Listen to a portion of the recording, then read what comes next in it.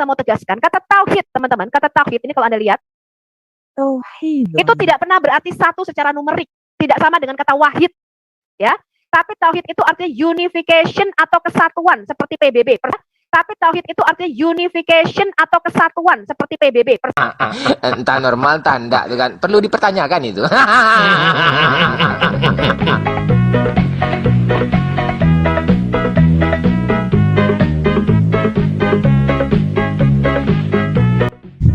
Assalamualaikum warahmatullahi wabarakatuh. Sahabat Bamtri semuanya, jumpa lagi kita ya di hari Jumat yang penuh berkah ini. Alhamdulillahirabbil alamin. Segala puji bagi Allah, Tuhan semesta alam. Tiada Tuhan selain Allah. Allah lah satu-satunya Tuhan, Tuhan yang tiada duanya. Duanya saja tidak ada, apalagi tiga. Sahabat semuanya, selamat datang kembali di channel Bamtri. Selamat pagi, selamat siang, selamat sore, selamat malam. Selamatkan diri Anda dari oten-oten Kapuyok bin Kapindiang. Jadi sahabat semuanya, pembahasan kita tentang Oten Kapuyok kemarin itu ternyata mendapat respon positif ya dari para penonton. Maka hari ini kita akan kembali mereaction Kapuyok bin Kapindiang ini ya. Sekarang tambah bin Kapindiangnya ya. Karena Kapuyok dan Kapindiang itu ya sama-sama seperti domba, sama-sama hewan gitu ya. Dan pembahasan kita ini memang adalah domba.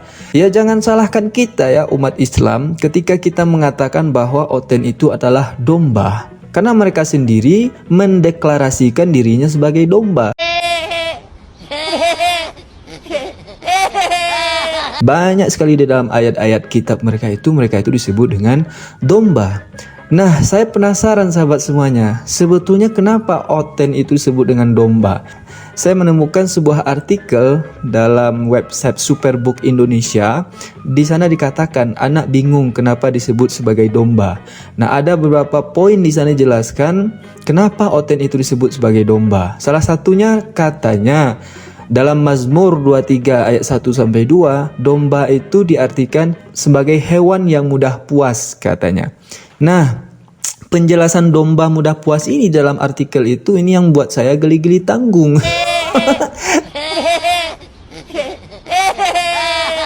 Kenapa domba itu mudah puas?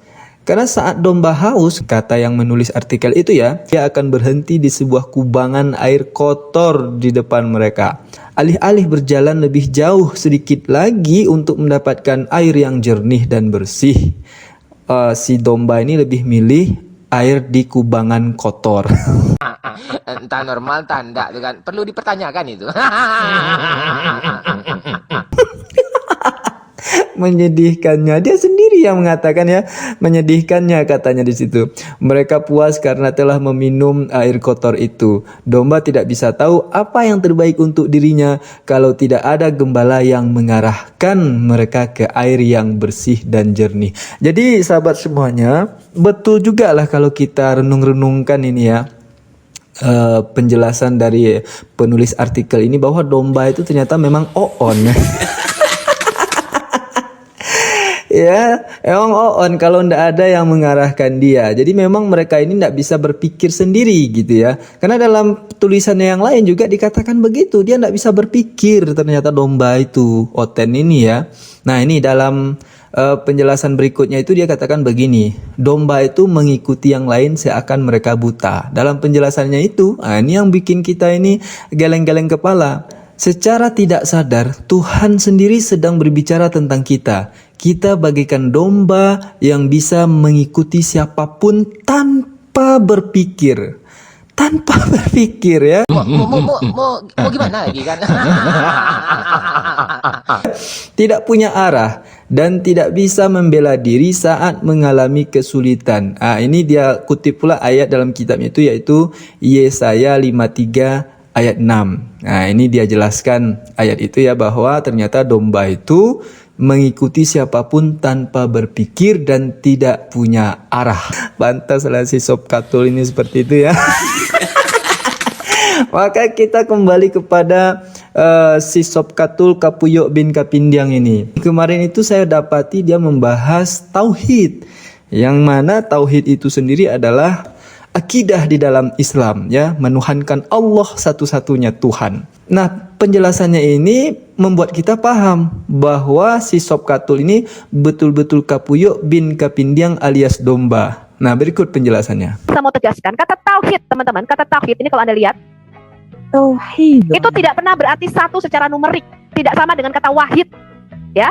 Tapi tauhid itu artinya unification atau kesatuan, seperti PBB, Perserikatan Bangsa-Bangsa. Ini unification, Anda bisa lihat di layar. Jelas Kemudian kelihatan. Betul. Tauhid itu satu, tauhid itu kamu unification artinya penyatuan, ya. Saya tantang kamu tauhid kalau artinya satu, wahid. one and only tauhid itu. Tauhid itu artinya kesatuan, ya. Unification, Anda lihat ini kesatuan. Consolidation itu Yang bahasa Arab itu gak boleh pakai Google Translate, ada ilmu nahu sorab itu kamu itu. Saya tantang Ustadz untuk datang ke sini untuk menyanggah data saya. Tapi gue setuju ya, jangan pakai kata Allah dan BLAI dong. Saya Saja kata Allah tantang itu. Ustadz Muslim menyanggah kata tauhid yang berarti unification atau kesatuan. Saya tantang. Tauhid itu Ya. one and only. Kata yang dipakai tauhid apa? Integration itu artinya disatukan. Conjunction itu artinya dihubungkan. Sekarang kita lihat apa kata tauhid. Tauhid in Arabic artinya unification atau menyatukan Allah. Ya, ini yang konsep yang di dalam Islam. Jadi nggak pernah berarti tunggal atau wahid. Ya, tauhid tidak pernah berarti tunggal secara numerik. Ya, jadi teman-teman muslim harus ingat ini. Ya, saya tunjukkan. Kata wahid, Anda bisa lihat share screen saya. Kelihatan, Bu, kelihatan. Wahid Wahidun. itu baru berarti satu secara numerik, satu atau Ya. mono atau tunggal atau satu unit. Tapi tauhid artinya unification, penyatuan, kesatuan, conjunction, menghubungkan atau menyatukan atau mengikat menjadi satu. Ya, makanya mereka mempunyai 3 tauhid, yaitu sifat-sifat Allah yang 20 itu disatukan, ditauhidkan. Ya, mereka mempunyai apa tuh? Tauhid al-rububiyah. Ada berapa tauhid nih kita lihat ya? Tauhid di dalam Islam. Jadi nggak pernah berarti satu ya secara numerik ya teman-teman ya. Lihat ini ya. Tauhid itu ada 3 dalam Islam. Sebentar. Tauhid al-rububiyah nih ya, jenis-jenis tauhid kita lihat. Itu disatukan, satu kesatuan. Ya betul Bu. Ya, lihat nih. Pengertian tauhid dari kata wahada ya. Itu artinya disatukan, bukan tunggal. Tunggal itu wahid, teman-teman. Keesaan Allah, esa itu artinya satu. Jadi kesatuan Allah. Segampang itu nih loh, teman-teman. Mengesakan itu kan menyatukan Allah toh. Ya. Kalau sudah satu, kenapa lagi disatukan gitu loh. Ya, sekarang kita lihat tauhidnya. Ada berapa tauhid ini? Sifat-sifatnya Allah disatukan. Bentar ya, jenis-jenis tauhidnya. Ini Anda harus paham ini. Tauhid itu ada 3 di dalam Islam. Tauhid rububiyah, tauhid uluhiyah, dan tauhid asma wa sifat. Ini disatukan, nggak pernah bicara tentang satu tunggal secara numerik, teman-teman. Begitu juga di dalam Yahudi, ketika kita bicara teologi Allahnya Yahudi. Apa sih Esa? Kenapa pakai kata ekad, bukan yakit? Yakit itu hanya tunggal. Kenapa pakai kata ekad? Makanya bentuknya jamak. Kenapa? Karena Allah itu bisa jadi berapapun yang dia mau, suka-suka dia. Itu namanya gila dan bego, saudara-saudara. Jangan ketawa Pak, sadar.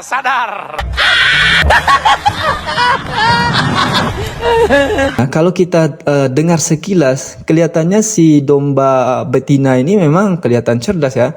Tapi seperti yang dijelaskan artikel tadi, sebetulnya dia adalah makhluk yang tanpa arah, tidak bisa berpikir, oon ya.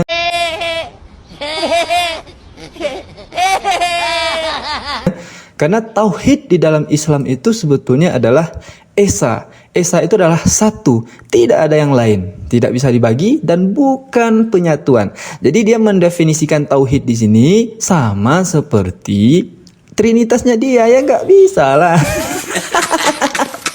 Ya, dia mencoba mempengaruhi orang bahwa tauhid itu sama seperti yang kami miliki katanya. Ya nggak bisa lah, Anda itu domba, kami ini manusia kan. Lalu yang lebih lucunya lagi, dia menafsirkan bahwa tauhid rububiyah, kemudian tauhid uluhiyah, tauhid asma wa sifat itu adalah 3 tauhid yang kemudian disatukan menjadi satu. Inilah oonnya dia ya. Entah normal, entah enggak, kan perlu dipertanyakan itu.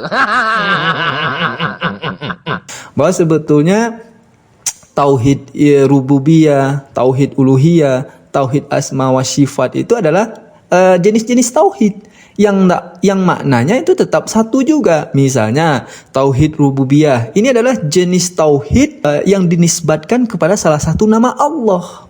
Ya misalnya Rob, ya tauhid rububiyah, Rob, Al-Murabbi, pemelihara, An-Nasir, penolong, Al-Malik, pemilik, Al-Muslih, yang memperbaiki, dan sebagainya. Jadi dalam terminologi syariat Islam, istilah tauhid rububiyah ini makna yang sebetulnya adalah percaya bahwa hanya Allah lah satu-satunya pencipta. Hanya Allah lah satu-satunya sang pemilik. Hanya Allah lah satu-satunya sang pengendali alam raya ini, jagat raya ini. Nah, itu tauhid rububiyah. Ini enak juga kalau bahas ini ya, biar Oten ini cerdas sedikit. Ya karena kan memang domba itu on kalau nggak ada yang mengembalakannya. Mari kita gembalakan Oten Kapuyuk bin Kapindiang alias domba ini. Yang kedua, tauhid uluhiyah. Apa makna sebetulnya tauhid uluhiyah itu? Kata uluhiyah itu sendiri sebetulnya diambil dari kata akar ilah, ya, yang berarti adalah yang disembah atau yang ditaati. Nah, ini si Sob Katul Oten Kapuyuk bin Kapindiang enggak paham nih ya. Mau gimana lagi kan?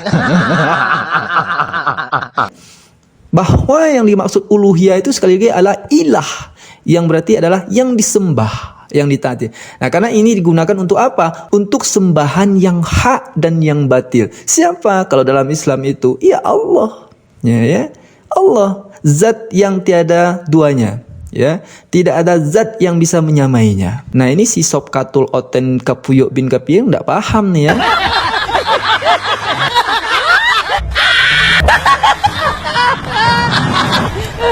Nah, oleh karena itu pemahaman yang sebetulnya, makna yang sebetulnya dari tauhid uluhiyah ini adalah hanya bisa terjadi dengan dua dasar.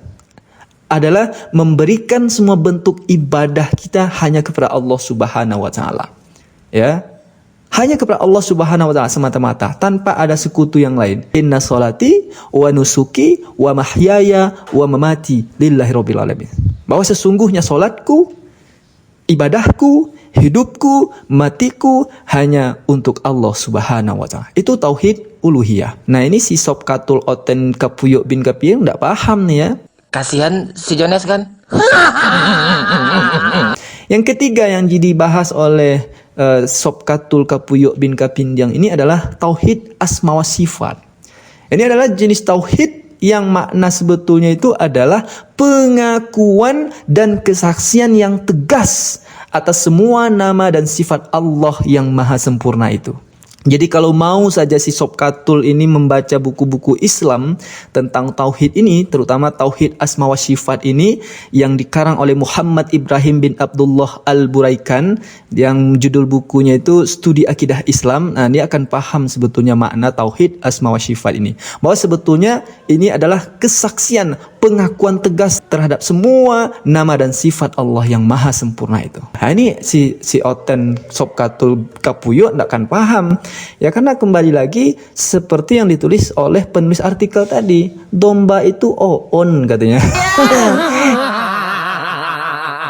Dia tidak bisa berpikir kalau tidak ada yang mengarahkannya, yang mengembalakannya. Nah, sekaranglah saatnya kita gembalakan domba-domba on ini ya. Kalau dia masih bersekukuh juga bahwa tauhid itu adalah penyatuan dari beberapa unsur, maka dia harus baca lagi bahwa surat Al-Ikhlas di dalam Al-Quran itu jelas, itu adalah dasar dari ajaran tauhid di dalam Islam. Qul huwallahu ahad. Katakanlah hai Muhammad, Allah itu ahad, satu, bukan penyatuan. Ya. Allahus samad, Allah tempat bergantung. Lam yalid walam yulad, Allah tidak beranak dan tidak pula diperanakkan. Walam yakullahu kufuwan ahad, dan tidak ada satu makhluk pun yang menyerupainya. Nah, ini sebetulnya menampar akidah dia ya. Ini menampar doktrin dia yang Trinitas itu sebetulnya.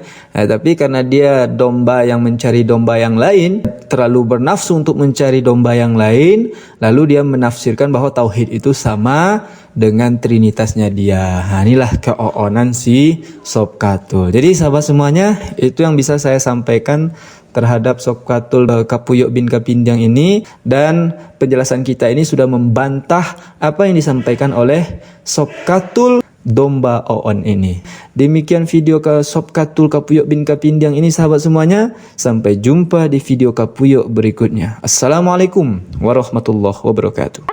Tapi tauhid itu artinya unification atau kesatuan seperti PBB. Itu namanya gila dan bego, saudara-saudara.